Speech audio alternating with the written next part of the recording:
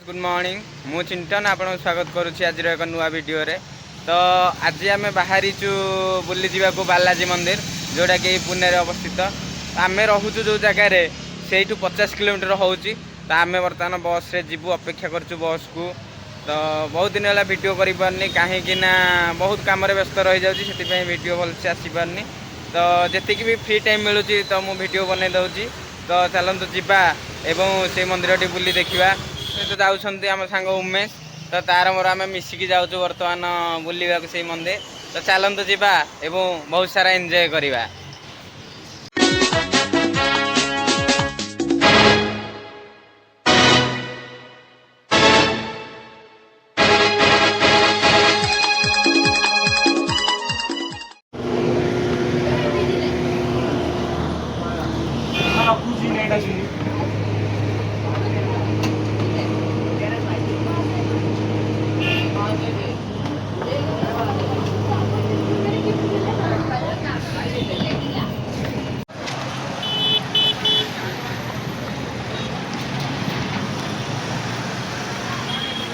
बर्तमान आम आसी पहुँची जाइए कापुर होल। तो यू आउ 3 किलोमीटर हो बालाजी मंदिर। तो चलतु जीवा अटो कर।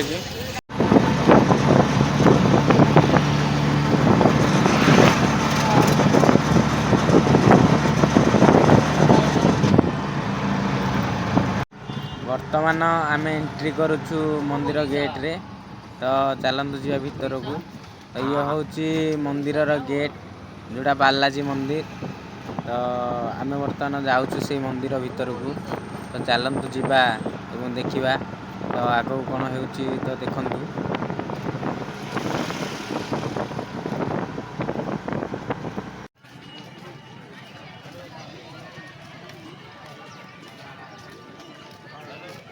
गाइस बर्तमान आम आसी पहुँची सारीचु बालाजी मंदिर। तो चलतु जीवा।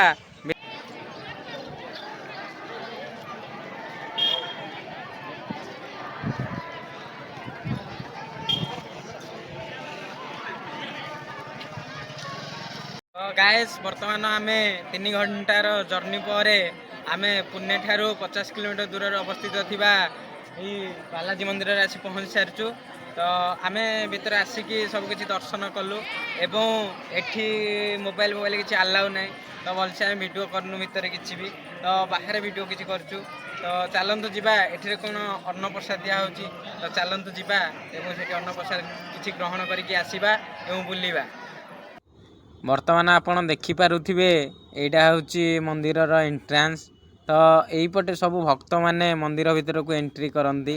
तो देखंतु भक्त माने केमती जाउछंती मंदिर भीतर को। बहुत लोग आछंती आज रविवार जेहेतु तो बहुत लोग आछंती।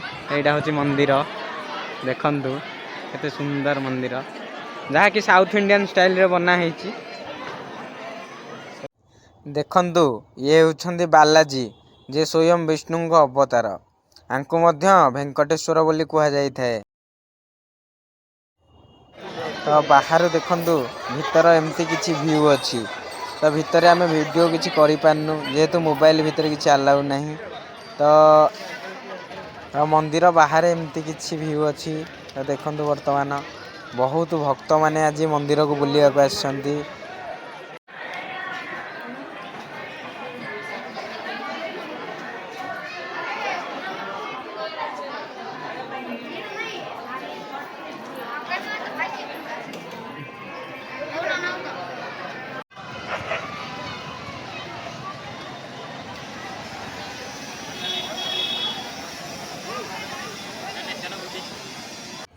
वर्तमान आम जाऊँ महाप्रभु बालाजींकर अन्नदान कक्ष जोठी भक्त मानू मागणार अन्न प्रसाद मिलता है।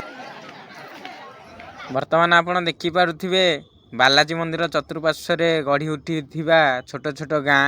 तो युड़ी पहाड़ी गाँ बोली कह जाए। तो देखंतु ये हूँ गाँव किसी व्यू। तो गाइस वर्तमान आमे बुली सारिक आसिलु वेंकटेश्वर मंदिर जहाँ को बालाजी मंदिर बोली कह जाए। ତ ଆମେ ଆସି ବର୍ତ୍ତମାନ ଦେଖିଲୁ ଏବଂ ସମସ୍ତଙ୍କୁ ପଚାରିଲୁ ଯେ ଏରା ସବୁ ହେଉଛି ମଫସଲ ଗାଁ। ତ ଏଇ ଏରିଆରେ ଆପଣ ଗୋଟେ ବି ଝାଟି ମାଟି ଚାଳ ଘର କିଛି ପାଇବେନି। ସବୁ ଗୋଟେ ଗୋଟେ ଜାଗାରେ ବଡ଼ ବଡ଼ ବଙ୍ଗଲା 4 ମହଲା 5 ମହଲା ବଙ୍ଗଲା ଗୋଟେ ଗୋଟେ ଅଛି। ତ ବହୁତ ଖୁସି ଲାଗିଲା ଦେଖିକି ଯେ ଆମ ଓଡ଼ିଶା ଭଳିଆ ଏଠି କିଛି ଝାଟି ମାଟି ଚାଳ ଘର କିଛି ବି ନାହିଁ। ତ ଯାହା ଦେଖିବୁ ପକ୍କା ଘର। ତ ଦେଖନ୍ତୁ ବଢ଼ିଆ ଏରିଆ ହେଇଛି। ତ ଚାଲନ୍ତୁ ଯିବା ଏବଂ ବୁଲିବା ଆଉ କିଛି ଜାଗା। ଇଏ ଦେଖନ୍ତୁ, ଇଏ ହେଉଛି ବେଙ୍ଗାଲୁରୁ ମୁମ୍ବାଇ ହାଇୱେ NH48। ତ ବର୍ତ୍ତମାନ ଆମେ ଯାଉଛୁ ରୁମ୍କୁ। ତ ଗାଇସ୍ ଆପଣମାନେ ଦେଖିପାରୁଥିବେ ଯେ ଏଠି ଗୋଟେ ଟନେଲ୍ ଅଛି। ତ ଏଇ ଟନେଲ୍ ଭିତରେ ଆମକୁ ଯିବାକୁ ପଡ଼ିବ। ଏଇ ଟନେଲ୍ଟି ହେଉଛି 2 କିଲୋମିଟର। ତ ଚାଲନ୍ତୁ ଯିବା ଏଇ ଟନେଲ୍ ଭିତରକୁ। ଏଠି ସବୁ ଜଙ୍ଗଲ। ଆଜ୍ଞା ଟନେଲ ଭିତରେ ହେଉଛି ସେଇ ଟନେଲ୍ ଯେଉଁଟାକି 2 କିଲୋମିଟର। ଭିଡ଼ିଓ କରୁନ ହଉନି। ଦେଖନ୍ତୁ ଏଇଠୁ ଷ୍ଟାର୍ଟ ହେଉଛି ଘାଟି, ଯେଉଁଟାକି 27 କିଲୋମିଟର ଘାଟି ଏରିଆ। ତ ଦେଖନ୍ତୁ ଆମେ ଯାଉଛୁ ସେ ଘାଟି ଉପରେ। ହେଉଛି ଘାଟିର କିଛି ଦୃଶ୍ୟ।